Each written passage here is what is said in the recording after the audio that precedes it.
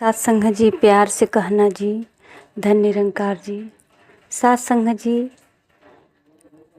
किसको शिकायत है जो ज्ञान लेने के बाद भी, सत्संग सेवा करने के बाद भी अगर कहते हैं कि हमारे जीवन में तो खुशहालियाँ नहीं आई, हमारे जीवन में तो हरियाली नहीं आई।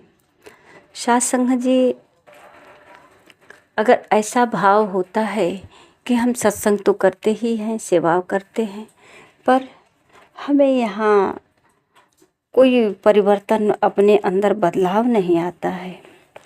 साथ संगत जी,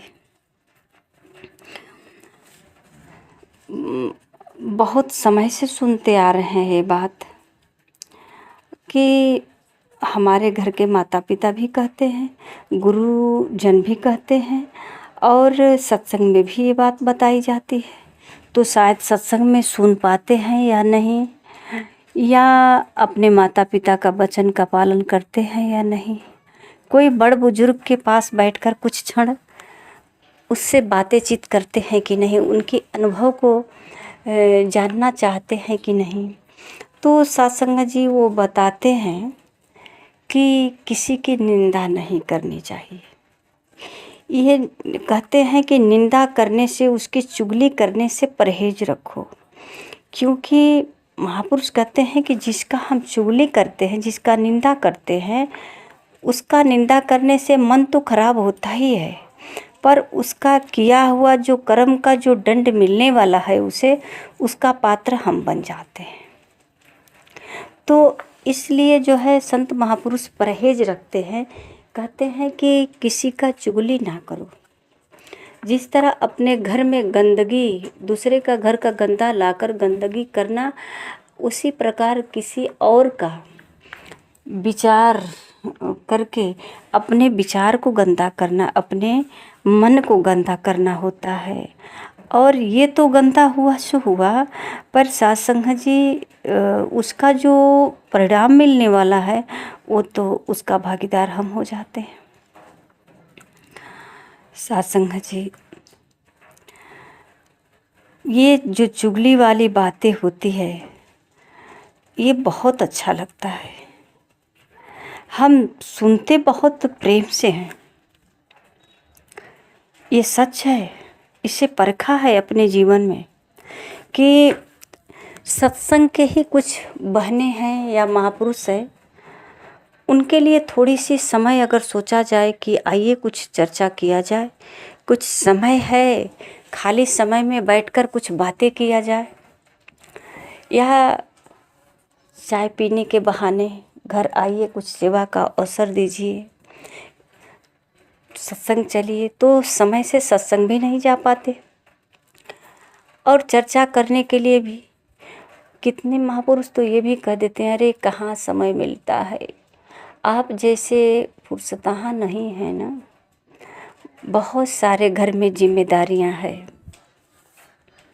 सत्संग जी, जाने से कतराते हैं सत्संग में, पर अगर उनको थोड़ी सी समय मिल जाए किसी के बारे में चर्चा करने के लिए, चाहे वो राजनीति की बात हो या पास पड़ोस की बात हो या कहीं का कुछ ऐसा संदेशा हो,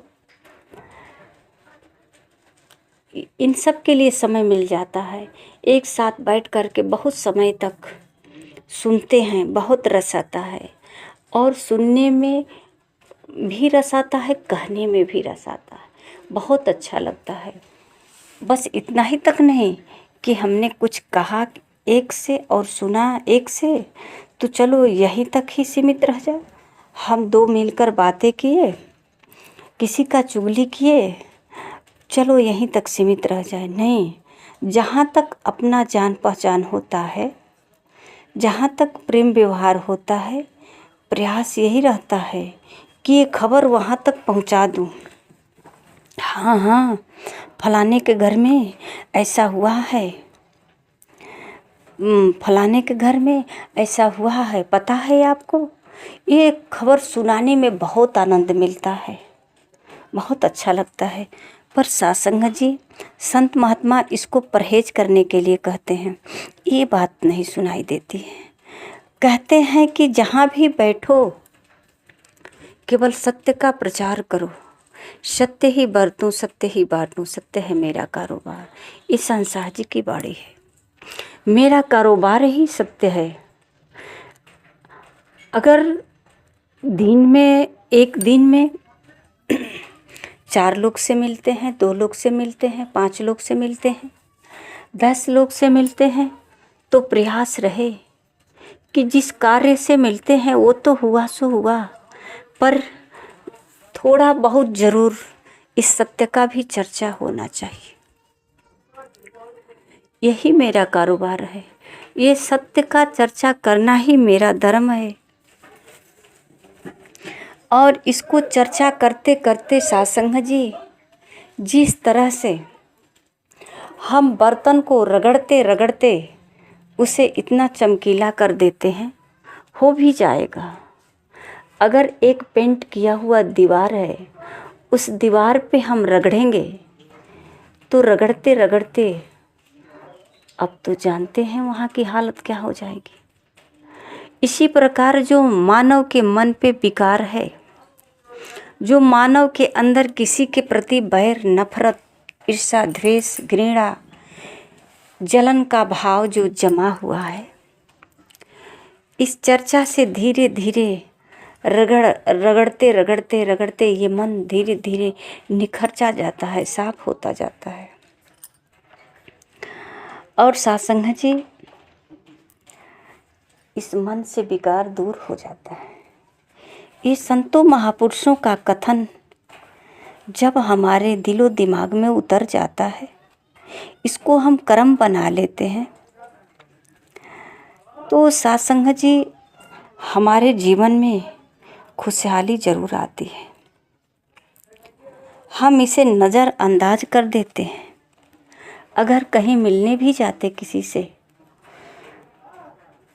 तो जो हमें कहना है वो तो भूल जाते हैं, जो नहीं कहना है उसे कह कर आते हैं। सत्संग जी दुखी हैं, कोई अपने घर से दुखी है, क्या करें। सत्संग में हमारा परिवार तो जाता ही नहीं, हमारे बच्चे भी नहीं जाते, बहू भी नहीं जाती, बेटियां कोई मानता ही नहीं, मेरा पति भी नहीं मानता इस बात को। हम अकेले जाते हैं, या तो पति अकेले जाता है तो उसकी पत्नी नहीं जाती है, उसका बच्चे परिवार नहीं जाते, अकेले हैं सदस्य घर के। तो सत्संग जी यहाँ जो है कोई नहीं गया, केवल अकेले हम हैं। और अकेले कोई परिवर्तन आया ही नहीं। घर में आकर के फिर वही तो वातावरण बना है। अगर सत्संग जी अकेले सत्संग जाते हैं तो इस सदस्य में अकेले ही एक दिव्य वाणी, दिव्य ज्योति, दिव्य विचार, दिव्य भाव एक का ही होना चाहिए, जिससे सब लोग तंग हो जाएं। जैसे कि महापुरुष कहते हैं कि गुरु नानक जी के पिताजी इनसे तंग हो गए कि सारे बच्चे नौकरी करने कमाने जाते हैं, तो घर में दिन भर बैठा है, कोई कर्म नहीं करता, कोई काम नहीं करता। तो गुरु नानक जी कहते हैं मैं काम तो करता हूँ पर आपको दिखता नहीं, क्योंकि ये दिखने वाला नहीं है। संसार में अन्य लोग जो कार्य करते हैं वो दिखता है सबको, पर ये कुछ क्षण के लिए होता है। मैं जो कार्य करता हूँ वो दिखता नहीं है पर टिकाऊ है। ये हमारा लोक और परलोक दोनों ही सुखी करने वाला है। हम ऐसा कर्म करते हैं। सत्संग जी इतनी भगवान पे, गुरु पे इनको भरोसा है, जहाँ भी रहते मस्त रहते। एक दिन गुरु नानक जी के पिताजी बोले कि तू बैठे बैठे घर में दिन भर आसमान की तरफ क्या देखता रहता है। घर से जानवर खोल देते हैं, लेकर जाओ पूरे दिन सिवान में जानवर चराना। सत्संग जी गुरु नानक जी को और खुशी मिल गई। अच्छा तो हुआ कि अब वहाँ तो कोई बंधन में डालने वाला नहीं होगा, बाहर जाएंगे और स्मरण करेंगे प्रभु का। तो सत्संग जी जानवरों को छोड़ दिया, इधर उधर सब अपना घूम करके चरने लगे और गुरु नानक जी जो है परमात्मा के ध्यान में बढ़ जाते। सत्संग जी एक दिन जो है गुरु नानक जी के पिताजी से कुछ लोग ने ऐसे आकर के इनकी शिकायत किए कि आपके लड़के जानवर चराने जाता तो है पर देखभाल नहीं करता, उसका सारा खेत हमारा आपका जानवर चर दिया है। तो सत्संग जी जब गुरु नानक जी घर आते हैं तो उनके पिताजी डांटने लगे कि तू क्या करता है, सारे खेत चरा दिया। तो बोले कि नहीं, ऐसा तो नहीं है, हमने तो किसी का खेत नहीं चराया है, अगर ये आपको यकीन नहीं तो चलकर देख लीजिए। तो गुरु नानक जी के पिताजी जब खेत पर गए, सारे लोग, वो खेत वाले भी ले गए पकड़ के कि चलो देख लो हमारे खेत में कितना नुकसान हुआ है।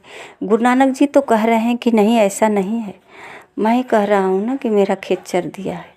सत्संग जी जब उनके माता पिता खेत पर पहुँचे तो देख रहे हैं कि जो कह रहा है कि हमारे खेत में आपका जानवर चर गया, तो उनका खेत बगल वाले के खेत से भी हरा भरा और सुंदर दिख रहा है। तो उनके पिताजी बोले कि क्या बात कर रहे हो, तू तो कह रहा है कि आपका जानवर चर दिया है, तुम्हारा खेत तो यहाँ के सारे लोगों के खेतों से भी अच्छा है, हरा भरा दिख रहा है, और किस तरह कह रहे हो कि हमारा खेत में आपका जानवर चर दिया है। तो सत्संग जी गुरु नानक जी को इतना भरोसा था अपने प्रभु पे कि ये जो है जानवर के अंदर भी तो परमात्मा है, तो अगर इस जानवर के भेष में इनको भूख लगी है तो क्या खाएंगे, और जहाँ खाएंगे वहाँ भरेंगे, इनका तो काम यही है। गुरु नानक जी को इतना भरोसा, और ये कर्म कर रहे हैं मस्ती से, जहाँ हैं बैठे हैं, जो हो रहा है सो इनको पता है कि ये सब अपनी मर्जी से हो रहा है, हमारे करने से कुछ नहीं हो रहा। तो सत्संग जी गुरु नानक जी ऐसा क्यों कर रहे हैं, क्योंकि सब में परमात्मा को देख रहे हैं। अब इनको थोड़ा भी संशय नहीं रह गया है कि कोई हिला डुला दे अपने वचनों से, ये पूर्ण मजबूत हो गए हैं। अपने सतगुरु के सहारे अपना जीवन व्यतीत कर रहे हैं। अब इनके जीवन में कोई उतार चढ़ाव नहीं, इनको पता ही नहीं, अगर कोई ताना मारता है तो इनको क्या फ़र्क पड़ने वाला है। ये शरीर का बोध तो करते नहीं, ये तो अपने को जैसे कहते हैं मैं ये शरीर को ही मिटा दिए, ये तो सिर्फ एक तत्व रूप से अपनी पहचान करके तत्व रूप ही रह गए। तो सत्संग जी इनकी चाहे कोई निंदा चुगली जितना चाहे उतना करे, इनको किसी से कोई शिकवा शिकायत नहीं, किसी की ना निंदा करते ना चुगली करते, किसी के बारे में कुछ कहते भी नहीं, अपमान के शब्द आदि, लेकिन ये सभी ने अपनाने वाली बातें बड़े ध्यान से, बड़े चाव से, केवल सुनता ही नहीं बल्कि सुनाता भी है। कहता है सत्संग भी करता हूँ, सुमिरन भी करता हूँ, फिर ये क्या है, किसी की चुगली, किसी की निंदा। तो सत्संग जी यहाँ ये सब वर्जित है कि आप गुरु से ज्ञान प्राप्त किया, सत्संग कर रहे हैं तो किसी का निंदा न करो, और किसी का निंदा कैसे करेंगे, सबका मालिक एक है और सब में एक ही है, और सब में एक ही है, और सब में मैं हूँ, सब मुझ में है। ऐसा भाव जब आ जाता है तो सत्संग जी हमारे साथ क्या होता है ऐसा सोच नहीं रहता। जो होता है ये मालिक की मर्जी है, होना ही आज नहीं तो कल होना ही है।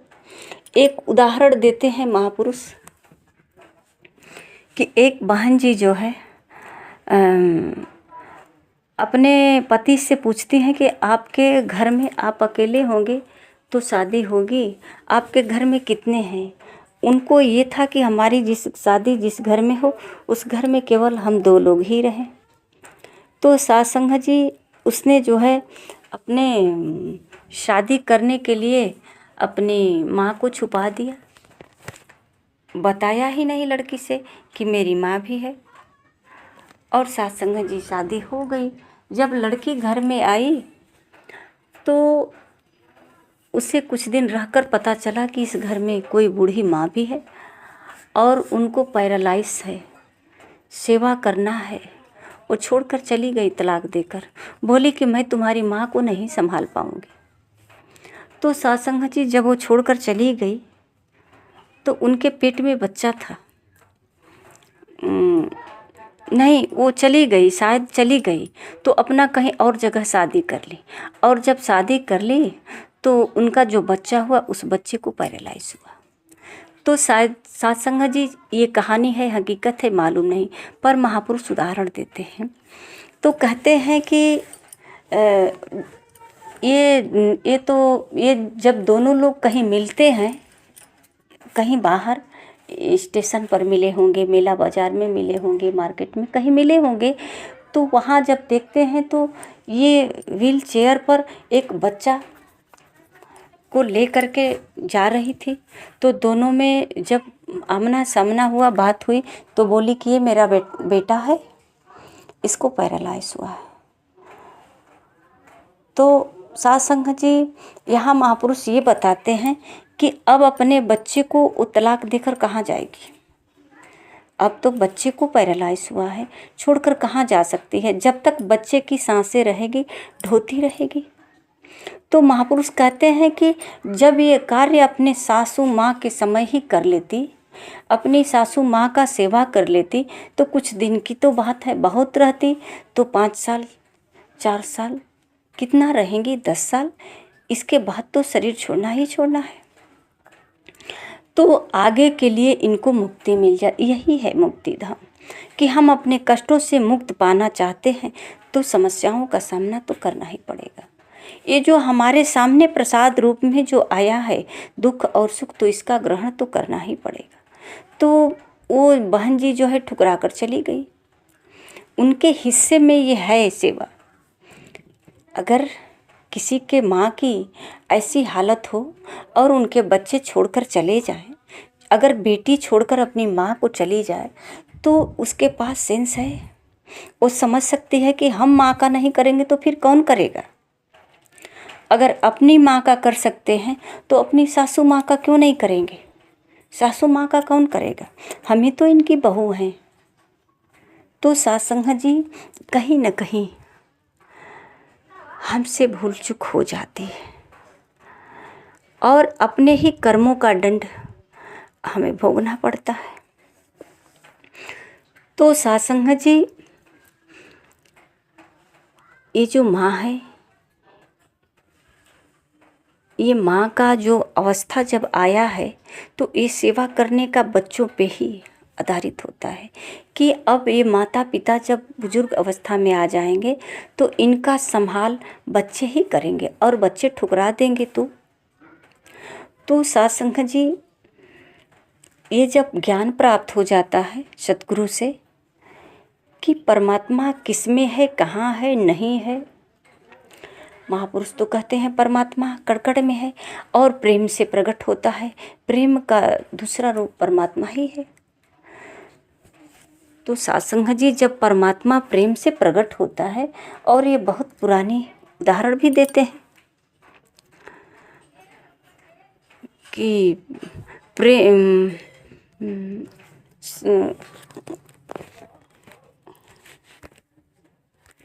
हरि व्यापक सर्वत्र समाना, प्रेम से प्रकट हुई मैं जाना। तो केवल ये सुनते हैं, इसमें कोई रस नहीं, इस पर कोई विचार नहीं,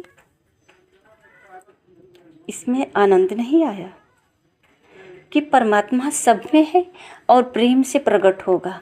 तो हम क्यों न इतने सारे कर्म कांड करने से पहले इसको जाने और कैसे प्रेम किया जा सकता है वैसे प्रेम करें। तो प्रेम तो सबको पता है ना। एक प्रेमी प्रेमिका एक दूसरे से प्रेम करते हैं और इतिहास भी साक्षी है। अगर फिल्म देखते हैं या कोई इतिहास पढ़ते हैं तो ये प्रेम का उदाहरण मिल जाता है। राधा कृष्ण का उदाहरण लेते हैं, लैलू मजनू का उदाहरण, हीर रांझा का, बहुत तो महापुरुष उदाहरण देते हैं। मीरा का है, कृष्ण का है। ये सब प्रेम करने वाले लोग हैं, प्रेम करके प्रकट किए हैं, प्रेम में बिक गए हैं, प्रेम में डूब गए हैं। इनके पास अब अपना कोई शक्ति नहीं, ये आसक्त है प्रेम में। अगर इनके पास कोई शक्ति है तो जिनसे प्रेम किए हैं उनकी शक्ति है। उनके बटन दबाने से ये कार्य करते हैं, उनके इच्छा से कार्य करते हैं, उनको खुश रखने के लिए करते हैं। तो प्रेम तो लगता है लगभग सभी को पता है कि प्रेम कैसा होता है। यही प्रेम हम अपने बच्चों से करते हैं। कितना प्यार करते हैं बच्चे। जब छोटे बच्चे होते हैं तो कहते हैं ये मेरा प्राण का आधार है। अपनी पत्नी अपना पति प्राण का आधार होता है। कब तक? जब तक बच्चा छोटा है और जब तक पति पत्नी नई नई शादी हुई है। इसके बाद तो कोई किसी का प्राण का आधार नहीं होता। सब अपने अपने प्राण का स्वयं आधार होते हैं। अब इनको संसार की वस्तु चाहिए। अब इनका आधार संसार की वस्तु हो गई है। अपनी सुख सुविधा तलाशने में लग गए। अब प्रेम खत्म हो गया। सत्संग जी, संसार में आज यही है कारण कि भगवान से भी प्रेम कुछ ऐसा ही है हमारा।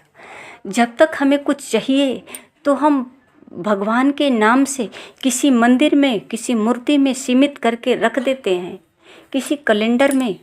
अब इनके सामने तमाम प्रकार का अपना कर्म कांड करते हैं। इनको भोग लगाते हैं, इनको धूप अगरबत्ती दिखाते हैं, घंटी बजा करके आरती दिखाते हैं, सब कुछ करते हैं। ये पता नहीं कि ये स्वीकार कर रहे हैं कि नहीं, इस बात की खबर नहीं है। हम अपनी मर्जी से कर रहे हैं भाई, हमारी इच्छा, हमको इसी में संतुष्टि मिल रही है। भगवान खुश हैं कि नहीं ये मुझे नहीं पता। मुझे जो मांगना है हमने तो मांग लिया, बस अपनी मांग को पूरी करनी है। तो आइए सत्संग जी, ये भक्ति नहीं हो सकती। परमात्मा मुझ में है, ऐसा ज्ञान अगर प्राप्त हो जाए कि मैं परमात्मा में हूँ, परमात्मा मुझ में है। अगर परमात्मा में मैं नहीं हूँ तो सत्संग जी परमात्मा मुझ में कैसे हो सकता है। परमात्मा को कहते हैं रोम रोम में है, तो इसका मतलब मैं परमात्मा में हूँ। कण कण में है, जर्रे जर्रे में है, पत्ते पत्ते में है, डाली डाली में है, ऐसा कहते हैं सत्संग जी। ये ज्ञान जब सतगुरु के द्वारा प्राप्त हो जाता है तो ये जीवन बहुत आसान हो जाता है और ये समझ भी आ जाता है। सत्य यही है सत्संग जी, जिसे गुरु नहीं मिला है वे सतगुरु के चरणों में आकर के सतगुरु का दंडवत प्रणाम करके परमात्मा की पहचान करें, आत्म तत्व का पहचान करें। सत्संग जी, परमात्मा कहाँ रहता है इनका कोई ठिकाना है, ये संतों के द्वारा ही प्राप्त होगा। सत्संग जी, हमारे द्वारा जो भी कार्य होता है ये परमात्मा ही करता है। केवल मैं एक साधन की तरह, चाहे इस साधन से 80 किलोमीटर की दूरी तय करें या 8 किलोमीटर की दूरी तय करें, ये साधन नहीं तय करता। साधन को सुरक्षित करने वाला भी जो साधन के ऊपर सवार होता है, जो साधन को चलाता है। तो साथ संगत जी, ये मैं एक साधन हूँ, ऐसा भाव आ जाए। और ऐसा भाव आएगा जब सतगुरु के चरणों में आएंगे, क्योंकि सत्य की पहचान तो होनी चाहिए।